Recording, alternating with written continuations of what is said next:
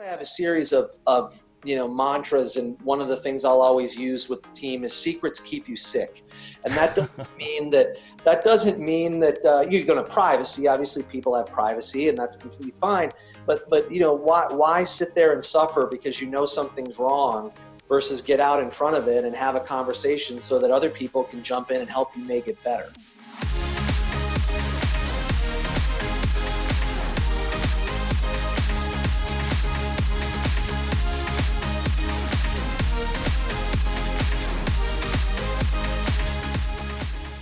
Welcome to Seeking Excellence.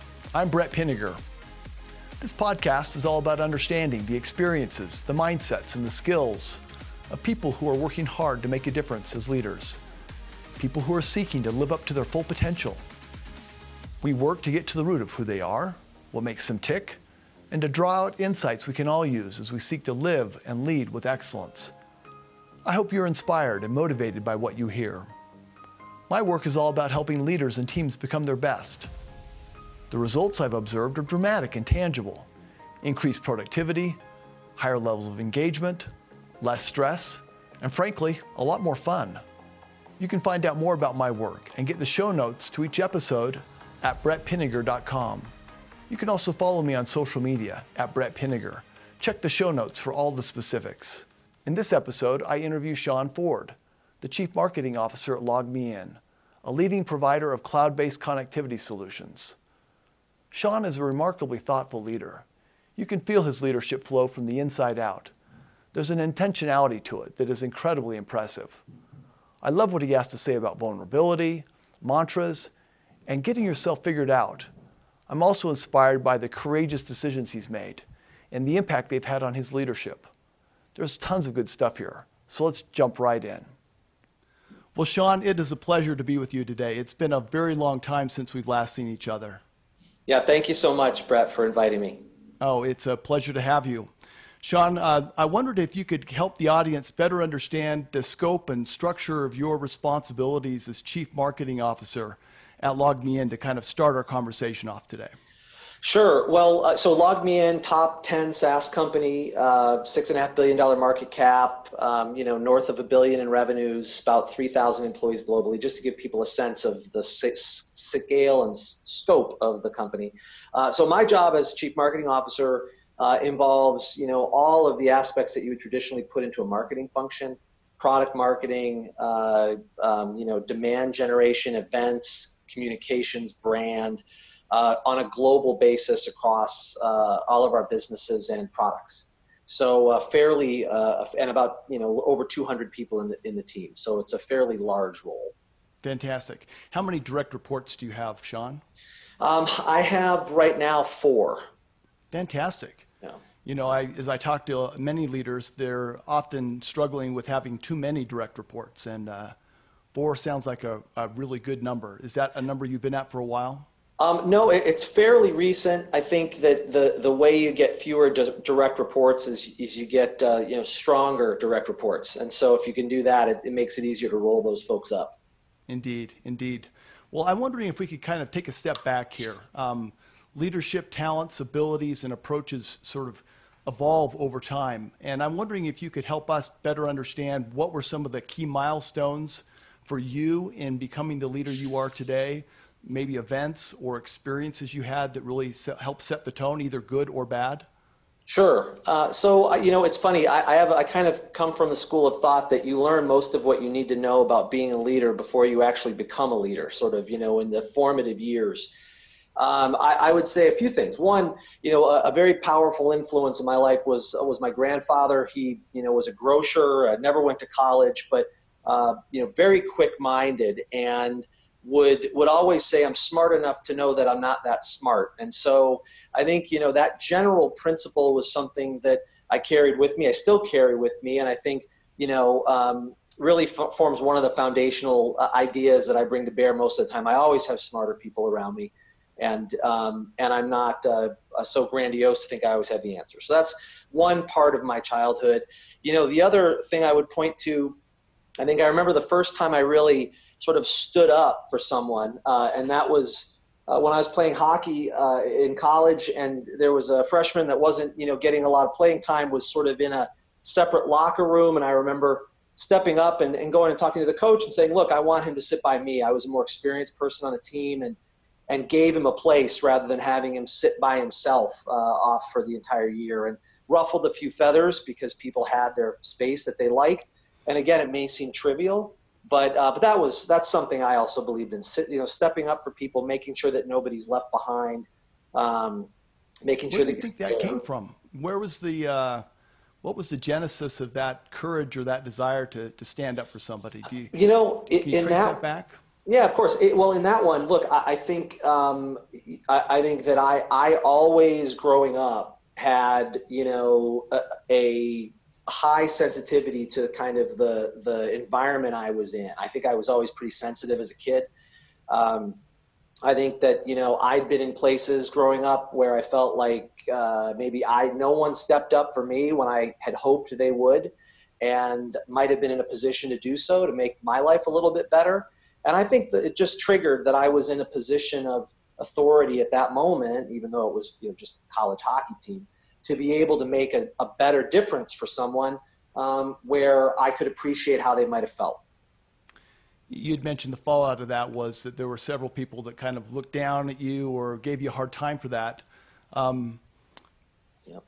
Do you remember your reaction? I realize this was a long time ago, but did that toughen your resolve, or did you feel like, oh man, did I do the right thing here? Oh no, I absolutely felt justified. I felt really good about the decision.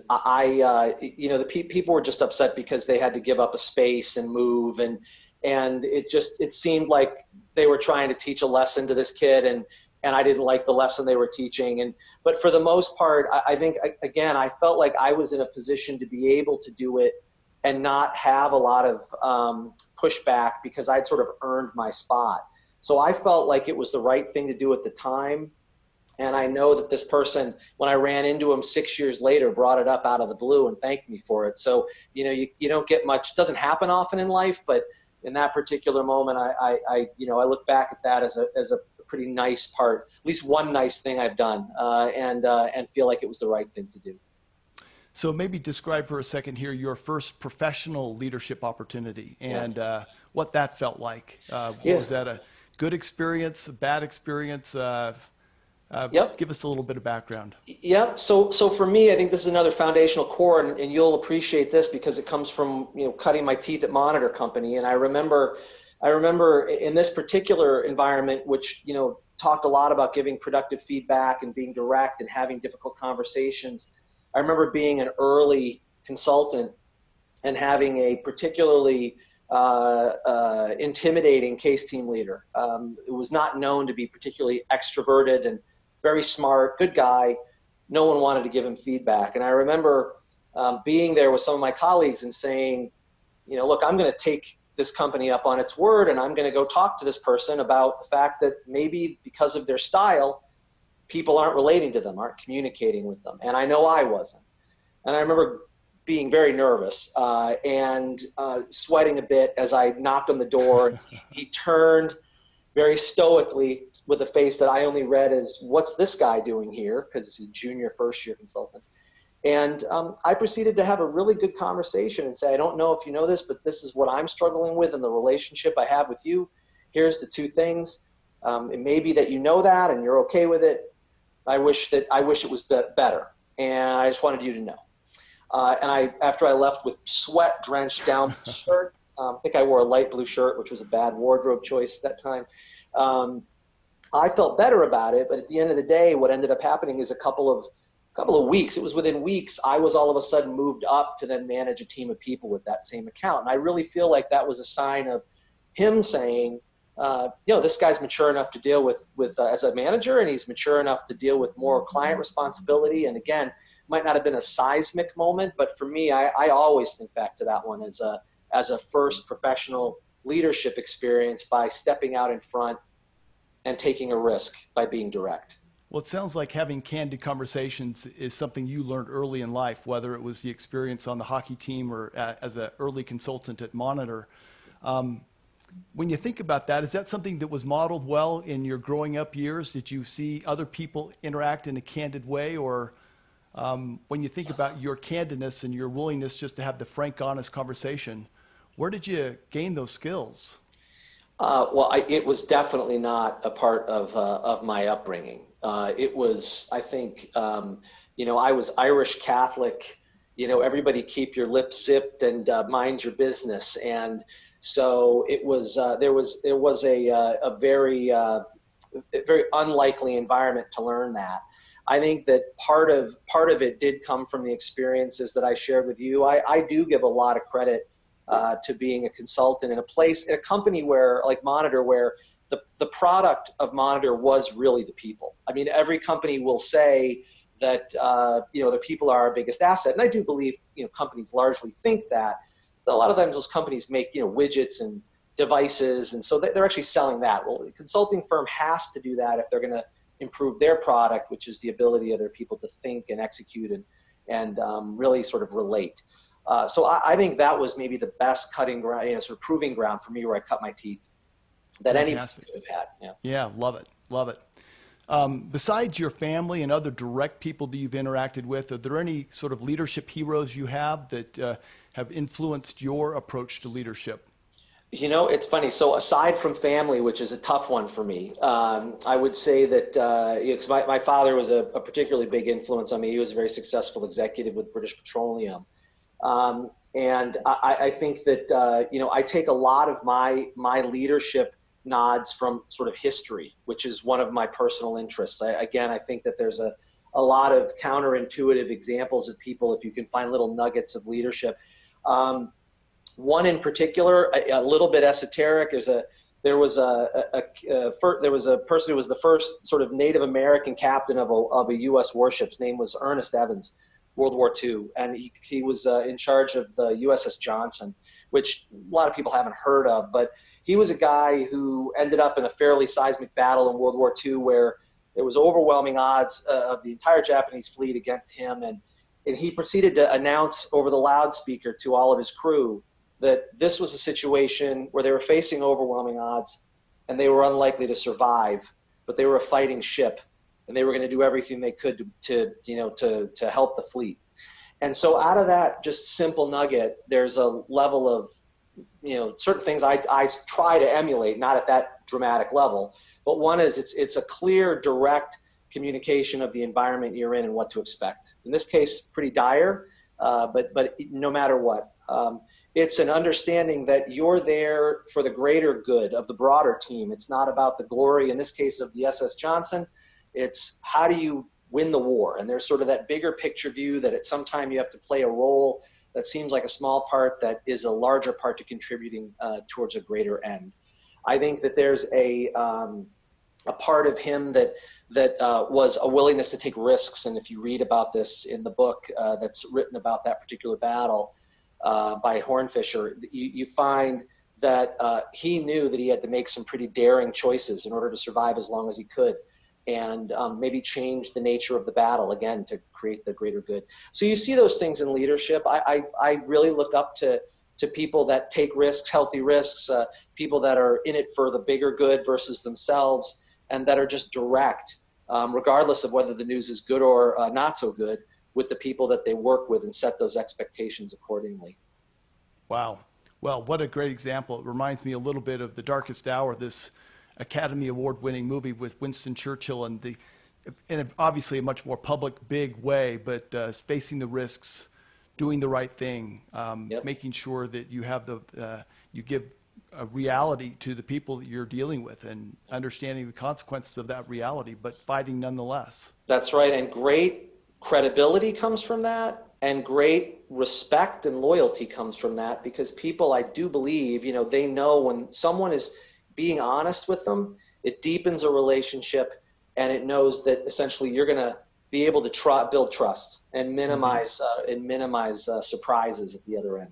Indeed, indeed. Well, thank you. What a great example. And we'll get the information on that book in the show notes so that people that are listening can take a look at it and read it. Sounds like a very interesting book. That's great. Well, Sean, let's pivot, talk a little bit about your leadership approach. Obviously, candid communication is central to the way you approach leadership. What are the other kind of key elements that you would use to describe your approach to leading your teams? So I guess it's a few things. One, I would say direct. We talked about, I sort of take things directly and don't carry a lot of baggage. Try to stay fairly clean in terms of whether something is a big issue or a small issue. You just want to get it out and move on. So there's a directness there. I think approachability, which I didn't talk about my father in the discussion on people I admire, but he was always a very down to earth, approachable guy. And as a result, he both at home and in a work environment. And I think that approachability, that non-threatening willingness to have a human conversation is something that has people open up. They're willing to tell you if there's a situation. They know that you care about them, you've listened to them. So that's a second big one. I think a third one is transparency. I'm happy. We always say in our family, if you're old enough to ask the question, you're old enough to get an answer. And I think that there's a transparency level of, the same sort of principle applies to organizational leadership. If someone asks you a question, they deserve to have a straight answer and you to be transparent with them. And then I think underpinning all of it is really just accountability. I genuinely will, try to step up and own what I've, done wrong or own what I could do better, and also hopefully share in the success the team delivers at an appropriate level. But I do think it's people knowing that you're in the trenches and that you've rolled up your sleeves, and whatever the outcome, you're equally accountable to it. Is one of the sort of central things that I try to do. Well, I love the sort of connection between accountability and approachability. Yes. And the possibility that creates for real, true feedback to you as a leader. Sometimes we as leaders don't get the feedback we really need to get. What have you done in order to become not just open door approachable, but to have the real conversations where you learn what you need to know? It's the unknown unknowns that often get us into trouble as leaders. So is there something beyond having an open door that allows people to come to you and confront either things that you've said, or to have to give you information that may disappoint you, but that you really need to know? Yeah, well, I think, part of it, Brett, is an amalgamation of the characteristics I just described, right? So, I mean, if you're direct with people, they know that you respect them. If you're, transparent, if you have a generally engaging personality where interactions like that you and I have, for example, this interaction to me doesn't feel like a transactive interaction. Right. It's a relational interaction. And when you can try to, calibrate how many of your relationships or conversations that you're having are purely transactive versus somewhat mixed versus relational, if you can start swinging those over to the relational side, you'll find that people get to know you and then they feel comfortable enough coming up there. Plus, I have a series of mantras, and one of the things I'll always use with the team is secrets keep you sick. And that doesn't mean that you're going to privacy. Obviously, people have privacy, and that's completely fine. But why sit there and suffer because something's wrong versus get out in front of it and have a conversation so that other people can jump in and help you make it better. And that might just be to process and not do anything but process it. But it certainly helps to get out of your head and make the things that are you're suffering with take the power away by kind of bringing them into the light. Love it. So you've got a very strong leadership style. I'm sure you've worked with people that have very different leadership styles than you do. When you think about people that report to you or have reported to you in the past here that maybe have had a different style or maybe came from a place of distrust or protectiveness or closed, sort of sharing the good news and avoiding the bad news and those sorts of things. Is it the mantras that bring it out? Is it your example? Do you sit down and do you have a frank conversation? How do you bring people into this new world besides or in addition to your example? Yeah, it's a great question. I think that, well, the first thing, and there's some of the other things I think we can talk about, but the first thing that I'll do is I lead with vulnerability. Like, again, one of the things that a lot of people believe as leaders is that there's a sign of sort of, imperious self-confidence and strength promotes confidence in the employee base. And the irony is that leading with the vulnerability is actually probably, I think, a bigger strength. It takes more courage to do that, right? Because you become more and open yourself up. And if that's true, then what better way to start breaking down the barriers with others if you do two things. One, you lead with that vulnerability by saying simple words like, I don't know the answer to that. Or by saying, I made a mistake here. And that's half the equation. The other half the equation is that then you either amend the behavior or you apologize if something happens. What are the things that you're doing to become the leader that you are today? How do you get up for each day? What do you do to make each day a great day? Well, I think a few things. So again, I've tried to spend a fair bit of time understanding, in a very hopefully candid way, sort of what my triggers are and where I'm not my best self, right? And I think so everybody has those. And so what I've got is 5 mantras. I actually have 5 mantras. I have a little note. They're all in code, so people don't think they're particularly great. They don't think I'm crazy with a sticky note. But I've got 5 mantras. And so what I'll do every day is I've got them on my laptop or on my computer screen. And I just look at them and I know what they mean. And it helps sort of center me at the start of every day. I don't know if you want to hear what they are. I'd love to hear them. That'd be great.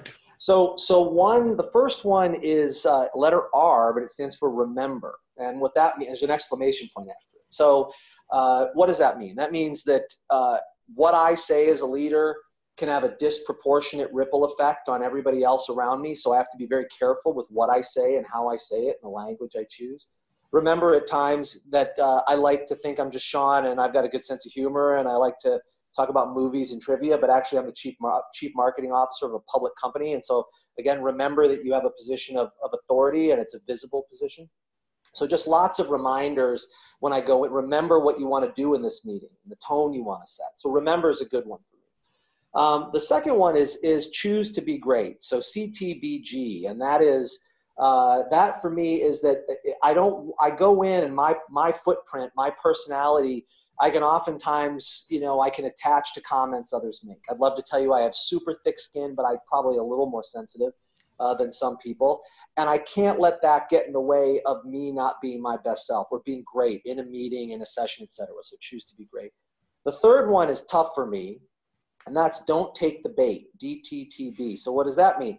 Look, I'm always good with the quick comeback. It was a defense mechanism growing up. I've got a fairly quick rhetoric, I would say. And so there are times something will happen in a meeting and boy, the filter in my brain doesn't quite work and I say something and it might just be for funny. You just have it because it's an amusing anecdote, but I got to be careful about indulging myself. That's the third one. The fourth one is thoughts become things. So for me, TBT is you go into the day thinking it's going to be a bad day. It's probably going to be a bad day. You go into that classic, just visualize the outcome, which I have not mastered in golf, by the way, but I've gotten better at and the last one is confidence. And the funny thing on that one is it isn't so much, I've told people that and there's a lot of, well, you seem like you're a pretty confident guy. And I would say I think I'm pretty confident. For me, confidence means the confidence to say I don't know the answer to something. I always feel like I'm kind of walking on that precipice of someone uncovering that I'm not particularly smart and I don't deserve the job I have. So therefore, I need to be confident enough to show that I'm human, say I don't know, and know that I'm not going to end up living on the street, without any home or food or blankets or anything. So for me, that's what confidence means. Those are my 5. And that's what I love it. And, the old imposter syndrome gets many of us here as we think about growing up and becoming leaders. I'd love to unpack the 5. I mean, these are incredibly interesting mantras. But before we talk about the individual mantras more, how'd you come about? I mean, what was the process where you decided that you needed mantras?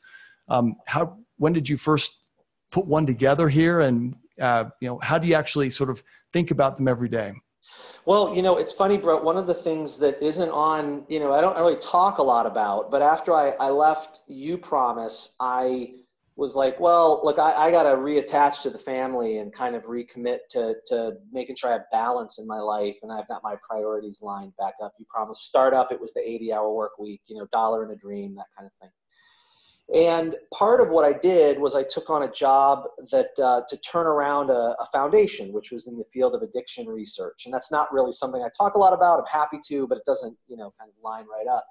But as a part of that, I also became an addiction family counselor for about a year and a half. And so why am I sharing all this? Why is that relevant back to, what the moment was? And when I started thinking about things, well, I worked so much with people that were incredibly successful professionals,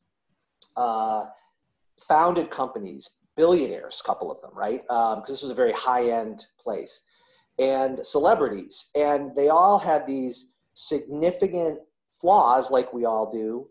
And the goal of this work was to try to not diminish the flaw necessarily, but acknowledge what the flaw was, make it discussable, and then do something about it. And so that pattern over a year and a half of working with maybe 150 different people that had all been, in the startup world, the business world, the sort of celebrity spotlight, really had me do a ton of reflection on, well, look, I mean, I've got to eat my own dog food. What are the things that I should really be honest about myself and the way I operate, and then how can I start to do something about it? So I know it's maybe a little orthogonal to what you were looking for, but that was the sort of seminal moment for me to say, this is the best work these people are ever going to do, and they're wildly successful, but they sabotage themselves. I don't want that to happen to me. How do I dig in? Very interesting. Well, I think that at some level we all suffer from one form of addiction or another here, and that in many ways we all are sabotaging our success. Right. Maybe better said, we all succeed in spite of ourselves here. When you think about sort of the approaches that you use here, are there approaches that you use beyond just the mantras that you bring into your leadership as well? Yeah, I think, well, look, I think, there's a certain level of, I mean, we've known each other for a while. I mean, I definitely have a strong sense of play and amusement. So, I mean, there's simple little moments to bond that you look for.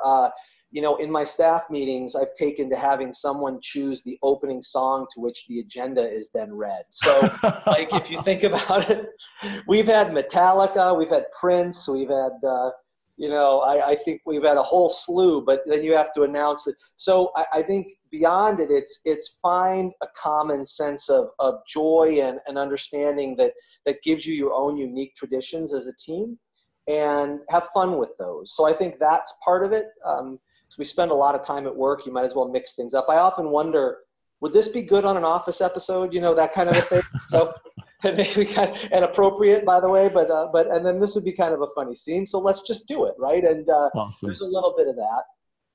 Well, playfulness certainly is an important part of leadership. So often we get stuck in the seriousness of our work that we don't have fun, and yet we're spending at least a third of our lives doing what we're doing here. We've got to have some fun doing it. That's right, exactly. And there's lots of ways. Go ahead. Yeah, let's go back to these mantras here. So the first one was all about remember, and we talked a little bit about what that meant. The second mantra you brought up was? Choose to be great. So when you think about that choice to be great here, and having that visual picture of what you want to become, for you, is that more a set of accomplishments, or is it more a set of actions, or what are you visualizing when you think choose to be great? For me, it's actions. For me, it's demonstrable actions. It comes down to, not to just, demystify this, but for me, it comes down to, if I were being watched by people I cared about, how would they describe my behavior? And would it be done in a way that I could hold my head up and have a straight conversation to say, I might not have been perfect, I might have screwed that up, but I did it the best I possibly could. And I didn't let the snipes, jabs, or my perceptions of impressions that others have get in the way. I did it in a way that I could feel good about it. Really, that's what it is. The work itself, Brett, there's so many things that you or I or people work on a daily basis. To me, those are so varied, it's impossible to do all scenario planning. But there's a certain attitude and style around choose to be great that you can take to anything you do. And that's how I think about that. Yeah, I think this is brilliant. This is such a great concept. how do you juxtapose that choose to be great with your recognition that sometimes people around you or even yourself don't live up to that standard? There's a sense of choose to be great, which all sort of attribute to excellence, be your best self. Yeah. But oftentimes we fall short. How do you, in an accountability environment, help somebody maybe up their game when they're clearly not performing at their capabilities? Well, I think you get into well, first, I will share my mantras with people, right? So they're not hidden. So, I will sit down with folks and have a version of the conversation we've had. And again, within the bounds of being professional and letting people have their privacy, there's a little bit of, hey, Brett, go home and think about, like, what are the things that you really feel like you're either afraid of, or what you're, excited about, or what you think you could be better at. But just you don't have to tell me what they are. You don't have to tell me what they are. Happy to talk about them, but you don't have to tell me. And what would it take to flip those on their head? Just to do them better. And so why don't you think about it, and at some point, if you want to get together, let's have a conversation about those mantras, and let's see what you think they are. I'd love to do that with you. I had all of my team work on 2 or 3 mantras, and many of them haven't shared them with me. I haven't asked, but I know they have them. So I think that to me is a good first step. And really it comes back to that core of leading with vulnerability. Saying, I'm not perfect. I have all these issues. Look at all the baggage I'm carrying around. Yeah. So. Well, there's this fine line in the world of a leader becoming a therapist. That's right. That's right. Here, especially if you have some experience, as you have, That's right. in providing recovery therapy to people that need help. And so, not crossing that line and getting into their personal business, but still helping people figure out what it is that's causing them to maybe perform suboptimally. Well, you're right, and the other line I use is you can't fix their childhood. So there's always there's a little bit, like, I'll draw the line there, right? Indeed. All right, let's go on to your third mantra. Yeah, the third one is don't take the bait, and that's more of just be. And so that's the third mantra. I don't know if you want me to talk about it. Yeah, I do. Yeah, sort of like I think you had mentioned that was the one that was sort of hard for you. That's sort of an easy sort of place to get sucked into. Yep.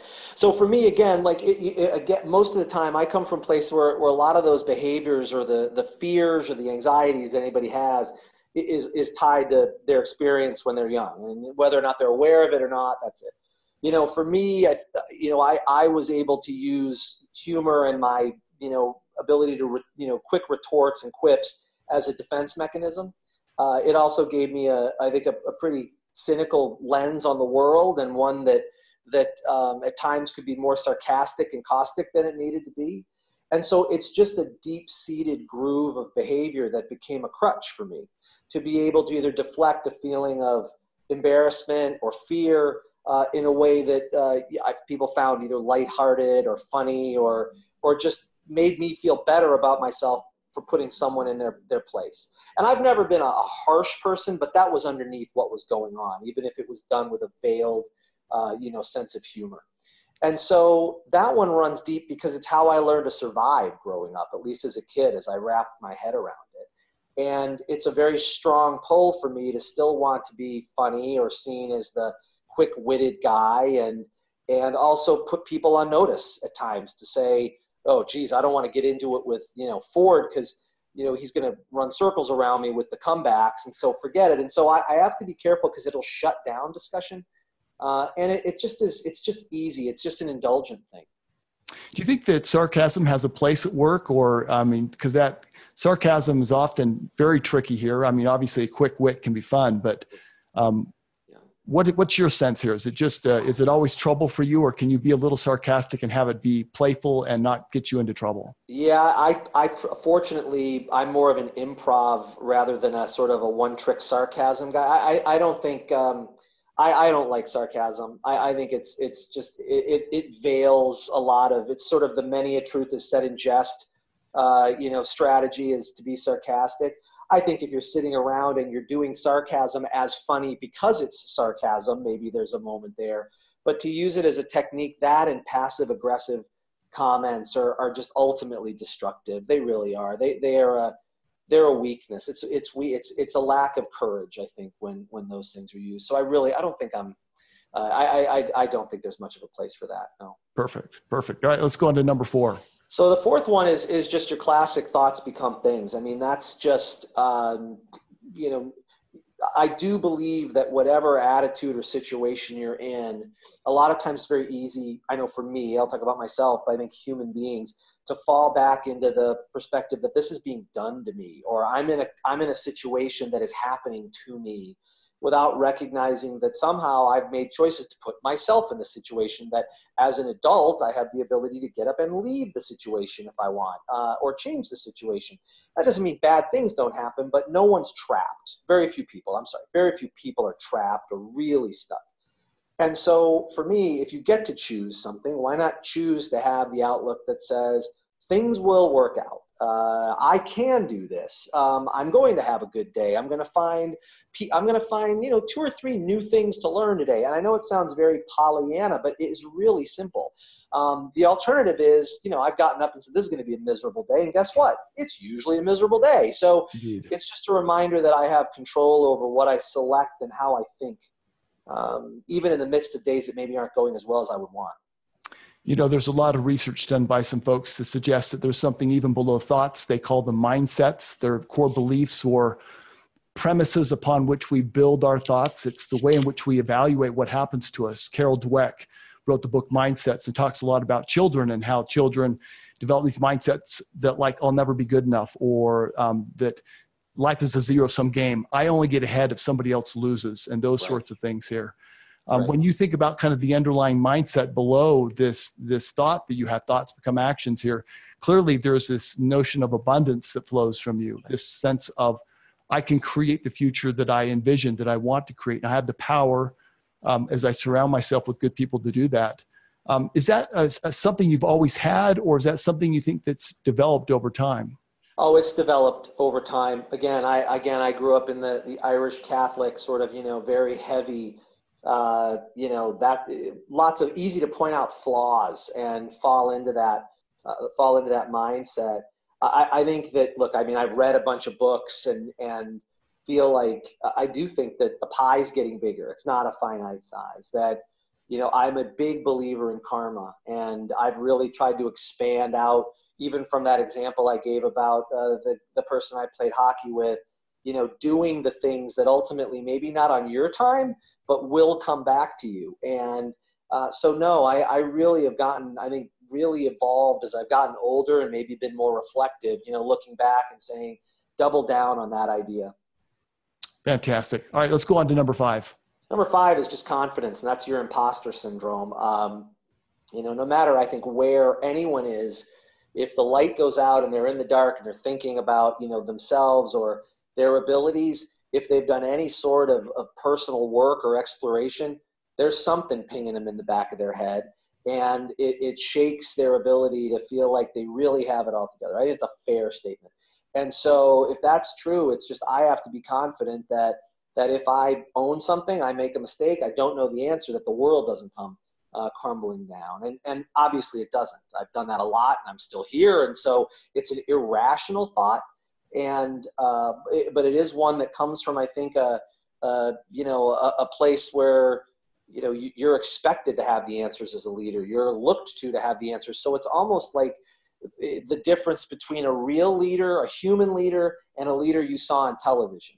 The real leader needs that pump every once in a while to say, no, you can do this, and yeah, it's okay to not have the answer. And the television person always has the perfect script and the perfect dialogue. And well, it's the confidence to be humble. It's the confidence correct. To be vulnerable. It's not the confidence to be full of hubris or ego, but to sort of be that human, that real person that people can look to and respect and appreciate because of your humanity. Yep. Love these mantras. They're powerful. We'll make sure they're in the show notes for everybody here. I think that they're good advice for me and for all of us here as we listen to this conversation here. Let's now take these mantras and turn them into some challenges. Obviously, as a leader, not everything is roses. We have challenges. I'm wondering if you can share maybe a challenge from your past as a leader here where you felt like, man, I didn't go real well, and I learned from it, and I've changed as a result of that. But share with us maybe a challenge from your past that has allowed you to evolve as a leader. Yeah, I think one of them for me was I did a small startup. It didn't amount to anything because it ended up blowing up, and it was one that on the backs of largely friends and family, my reputation as well as the reputation of an individual who's sort of pioneer in this particular field. We raised a couple $1 million. After about 3 weeks, when we had closed the books, found that this individual had been misappropriating funds from the money we had raised to pay off some personal debts. And I had to, get the board, and this was my first gig really kind of running the whole show, knowing that if I called out this individual, this would be the end of the business, because he had the IP for this particular idea, and he was known, et cetera, et cetera. It would get very ugly. And, but I decided, ultimately my reputation at this point was worth far more than trying to stick it out. It wasn't a significant amount of money, but that wasn't really the point.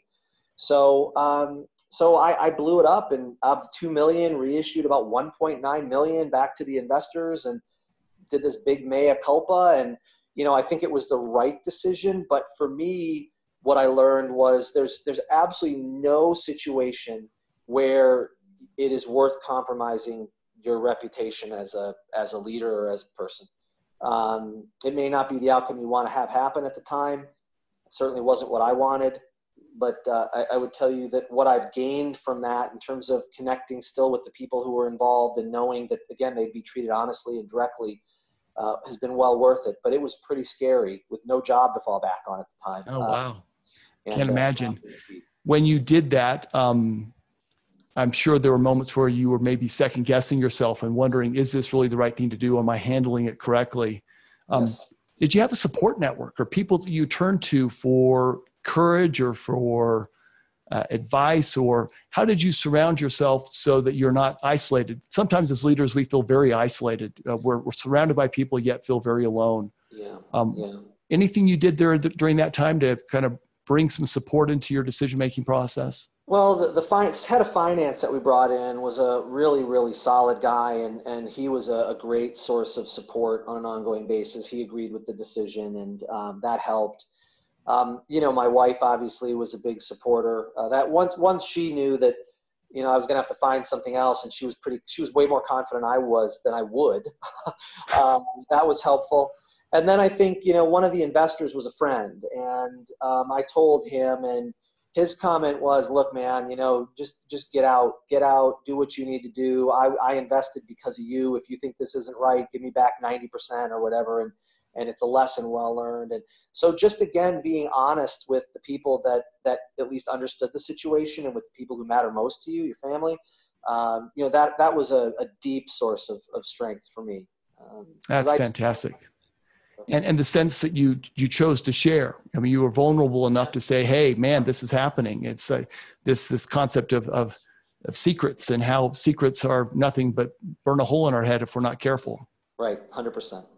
So let's talk about a success. What are you most proud of as a leader? What's happened recently or in the not too distant past? You go, wow, I'm really grateful and appreciative for what happened here. Yep. I think, for me, I could talk about LogMeIn. I mean, so joining LogMeIn, a little over 200 million in revenue, we're over 1.1 billion, projected for this year in revenue.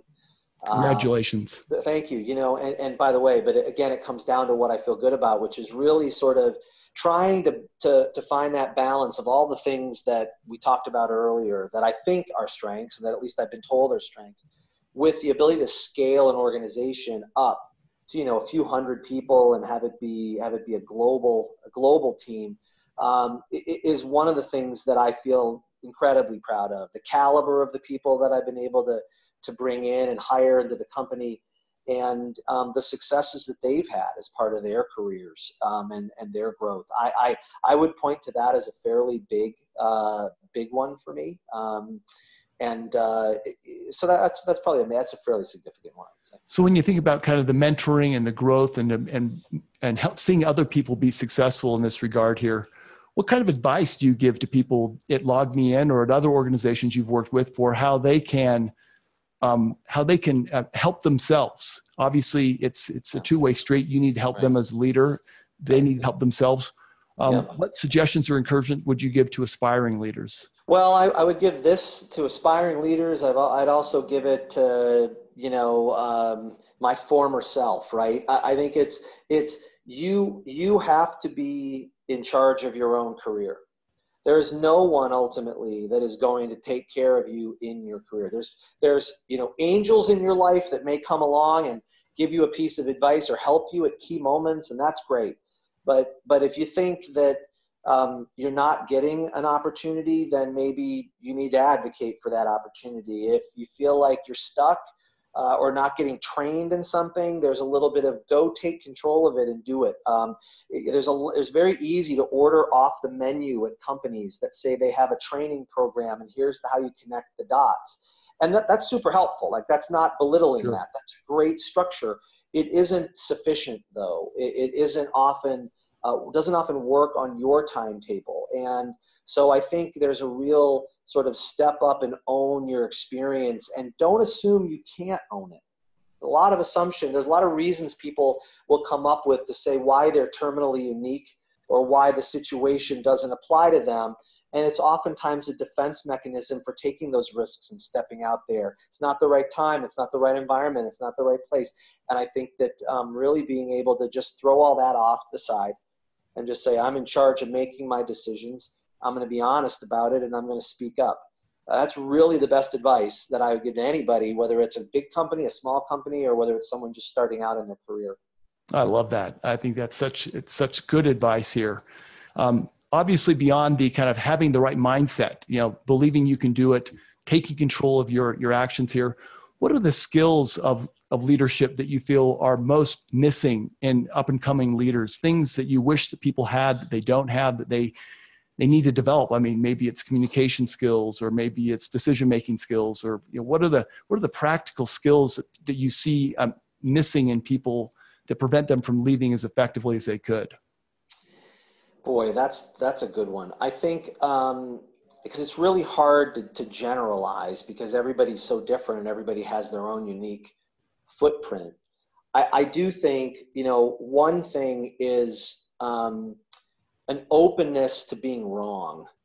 So especially, and I don't know if it was like this when you started out, Brett, or we were at Monitor, but there's definitely a fear of having the wrong answer or getting the wrong answer and admitting that. And we've talked about this a fair bit today, but I do think that there is a belief that somehow always being right is a surefire rocket ship to the top. And that is something that I still think happens. People put their armor on and they aren't, as relatable as they should be because sometimes the environment demands it. And again, it varies. I do think that there's, from my perspective, I think people need to really appreciate not wallowing in the trenches and the hard work. But I think it's appreciate the benefit of digging in and working hard at something for an extended period of time rather than, we've trained. And I know with my kids, it's just the instant gratification that can come from always having the answer. So sometimes there's a degree of frustration that can come very quickly when something requires a little bit more work. Again, this is a generalization, not true for everyone. But I do think there is that appreciation for the struggle, appreciation for the journey is the reward. And I think, again, I feel like I sound like someone who said I rode uphill both ways to school. But I do remember digging through the insurance library in Massachusetts when I was at Monitor, and there was no more of a bleak place than that, I will tell you. And so there is some of those things that I think still do apply to when people try to be successful and maybe is missing a little bit more than it used to be. Yeah. It takes a while to become a good leader, and you need to sort of pay your dues here. At the same time, there are great opportunities for young people to do remarkable things. I think The internet, the environment we live in, gives the ability for somebody straight out of college or even before college to do some pretty remarkable things.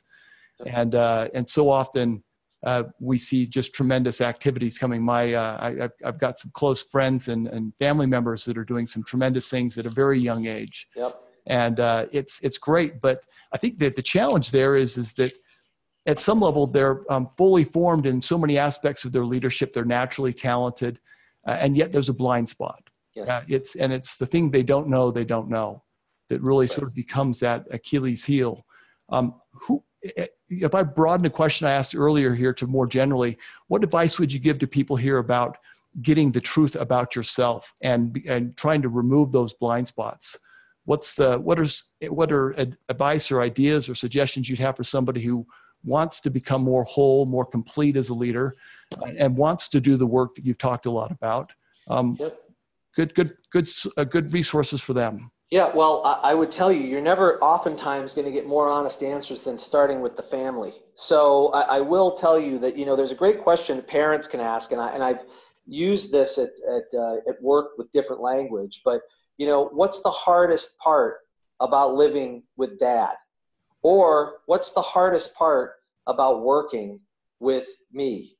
And you start, again, in a safe environment. It could be your team, right? But there's a little bit of prompting with the notion that there's something that needs to be better, rather than saying, do you have any feedback? Because right. That often goes directly to the, boy, you were really inspirational, and it was such a good meeting. No. So you sort of take that off the table and say, what's the hardest part? I need to know. That's one. I think that I found that's incredibly helpful. And I think that there's also a little bit of if there isn't a response, say, well, here's a couple of the things that I would throw out there that would be hard if I was working with myself. And you sort of throw those in, and you essentially become a thought starter for criticism, hopefully productive for yourself. Again, it's being willing to be human and have flaws, and acknowledge them and do something. And again, that is it. That is brilliant. That's brilliant. Well, Sean, let's go ahead and wrap it up here with a series of just quick sort of one versus another question here. Describe yourself as a leader with these questions here. Would you say you lead more from the front or from the back? From the back. And why is that? Well, I think that when I've got, people in place that I've, spend a lot of time with and develop, I think one of the greatest joys is to see them succeed. Awesome. That's why. Awesome. So are you more of a big picture person or more detail oriented? Oh, Brett, it always depends. I'm just going to say this once. You realize this depends, right? Of course. Because I think I'm both. Where are you more comfortable? What's your default position? Here's what I would say. If I've gotten to a point where the work, I believe, is at the right level of quality and detail, then I'm absolutely more comfortable with the big. I'd rather think about what's the next big thing that we want to do. How should we break out of, sort of our standard operating cadence and really change things up. So I like that. I don't like that if I'm not confident in the details though. So got it. Yeah, I got it here. Yes. Risk averse or risk loving? I would say I'm healthy risk loving. How's that? So again, within bounds, I love it if people take a chance. I love it if they try something new. And again, healthy risk, meaning that it's not, this is so crazy, it just might work. If I hear that makes me nervous, but risk, then I know we're in big trouble, but that's it. That's great. That's great here. Would you say that you're more internally or externally motivated? I would say internally, absolutely internally. That's come out loud and clear in our discussion so far today. I mean, you're easy overweight on that one. You've got a strong inner compass that guides a lot of what you've done here, and that's a very compelling part of your approach to leadership. And it's great to see that. One last question for you here on the one versus another here. Yep. We talked a lot about candid communication, hard hitting, direct versus diplomatic versus indirect. Where do you tend to fall on that spectrum? I overweight on direct. I would say the hard hitting part, I think one of the key things for me as a leader is to know that the goal isn't to impose my messaging style onto someone, but it's to know that the job is to be heard. I just want to be heard. I don't have to be right. And so if that's the goal, there has to be sort of a nuanced way that that directness is applied, because you might hear something differently than someone else might hear it. And so my job, and really the Rubik's Cube of this one, is to figure out what's the right delivery mechanism while still being direct. Oh, that's fantastic. Well, Sean, thank you so much for your time today. I think we've just been overwhelmed with good advice and insights into your leadership style. What's the best way for people to follow you online or through social media? Yeah, so I'm at WS Ford on Twitter. Obviously, I'm on LinkedIn, and I'm not, I would say, I'm not a huge social media person, but those are the two best ways. Fantastic. Well, Sean, thank you so much for your time today. Make it a great day, and thanks for sharing your leadership style with us. Thanks, Brad.